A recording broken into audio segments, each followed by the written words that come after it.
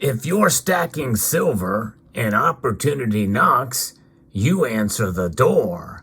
Let's explore.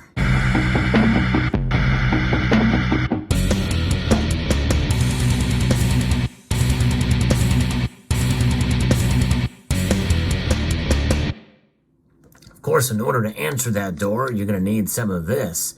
That's right, you need money, you need cash in order, or some sort of payment system in order to make the purchase, when those opportunities arise. And those opportunities come in various different flavors and forms.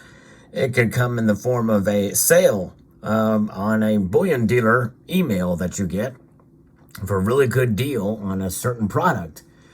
Or it could come in the form of an opportunity at your local coin shop that just happens to have some silver that they bought at a good price, and they can pass that savings along to you. It could also come in the form of knowing somebody who has some silver coins for sale, or they don't really know what they are, and you appraise their silver coins, and they essentially will say, well, I'll tell you what, I'll sell it to you for the value of the silver that it contains therein. There you go. And that's the case I'm going to talk about right here with this situation. This $50 will go into this tube as part of the tubular journey. And imagine, if you will, you go to a friend and they have a $50. They want you to tell them what it's worth.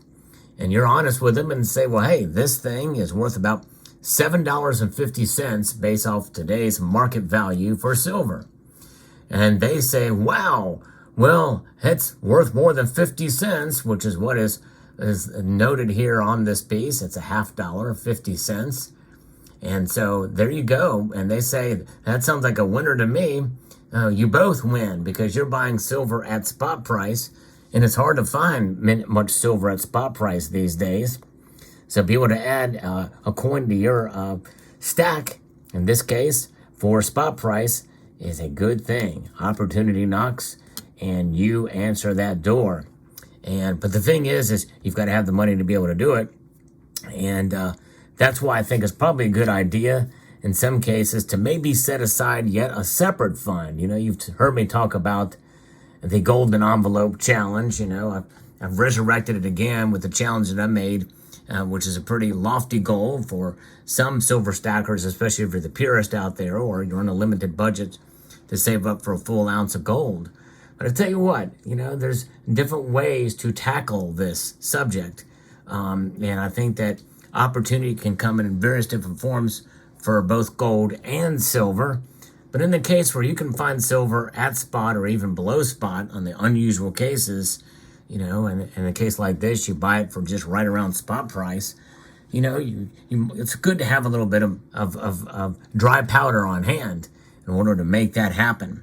Of course, I really don't understand that analogy of dry powder to the cash, because this thing does not look anything like powder.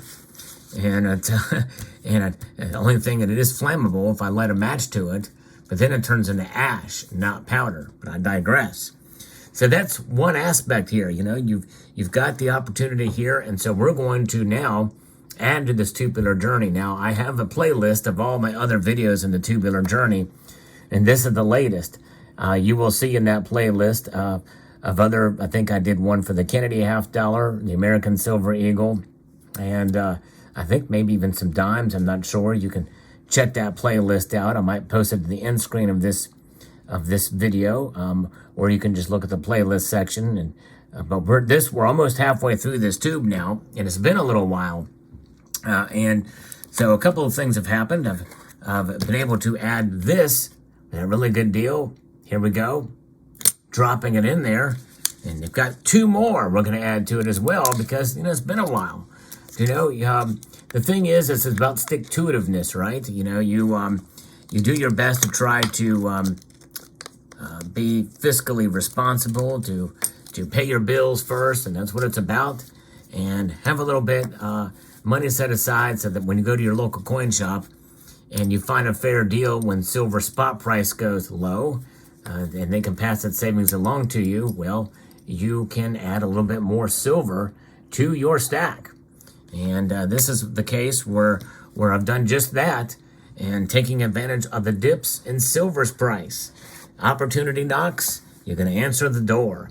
That's exactly what we're going to do here with adding these other 2 silver $half to the tube. It's not very often you do 3 at a time, but again, it's been a while since I've done a tubular journey video. So we're going to add these 2 to fill that tube up to definitely halfway. In fact, you know what? We're going to count these. We're going to take them all out and count them right here to see what we've got. It's nice to have some silver in your hand that you have worked hard to procure. We've got one $1.50, two $2.50, 3, 4, 5, 6, 7, 8, 9, 10, and 11. So 11. I think that's just over half. I believe this thing holds 20 total in there for a total of $10. $10 worth of $10 face value of silver. So let's put these back in. Let's do this. I think it's nice of us. Now, one thing I am trying to do is trying to get some nice examples of these here to put, but you know, it's nice. You know, the thing about making tubes, you know, adding or filling up a tube, it gives you a very nice, clear goal, a nice, clear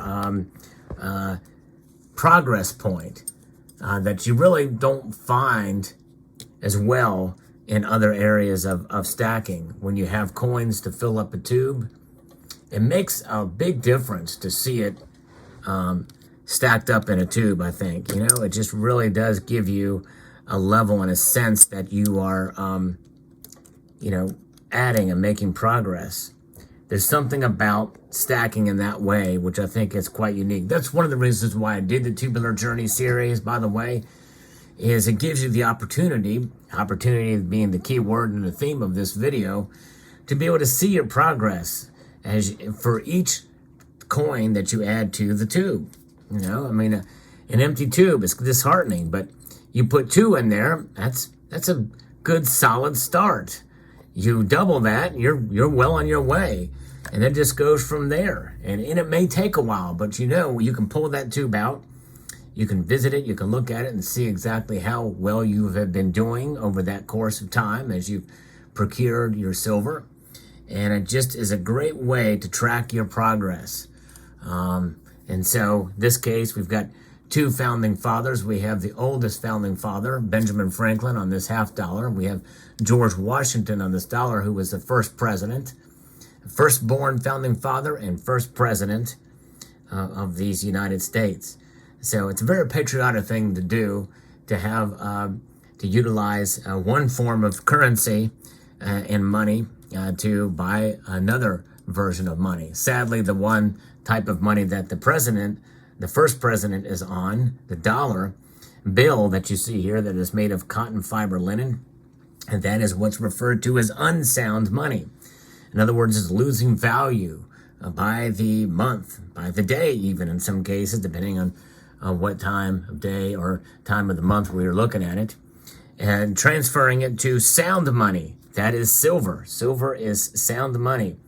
Even though its price fluctuates greatly, and as of the recording of this video, I've fully and openly admitted that silver's price is down right now, and I'm taking advantage of that to make a purchase, lowering my dollar cost average. I'm utilizing what I refer to as smart dollar cost averaging, because I believe it's smart to offset the cost and take advantage of those dips to further bolster the case for silver being a wealth preservation device.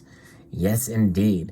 It is an insurance and savings vehicle, and really the only way that silver can act as that wealth insurance device is if you buy it the right way. There is a right way and a wrong way to buy it. I posted a video not long ago on the wrong way to buy it, about the guy who lost $58,000 buying silver. It can and has happened. And that's not the only example, by the way, too. There are others as well who have lost out buying silver. In fact, if you isolate purchases that I have done, you will find many, many failures where I alone have failed to preserve my wealth with silver. And then you will also find very many examples where I have done very well and profited greatly. It all is a wash. It comes out in the end, just like dirty laundry. Yes, indeed, in a wash. But nonetheless, what is it about the dollar and its price pressure on silver? It's like the cleanest of the dirty shirts in a laundry pile. It needs detergent to wash it away, to back to new again. The only way you do that is to put the dollar through a stress test of, stop printing more of them, and you got to pull them back and get the velocity of money back and get it back into check. But the best way to do it is to have a standard or a set of practices that provide constraints against the dollar.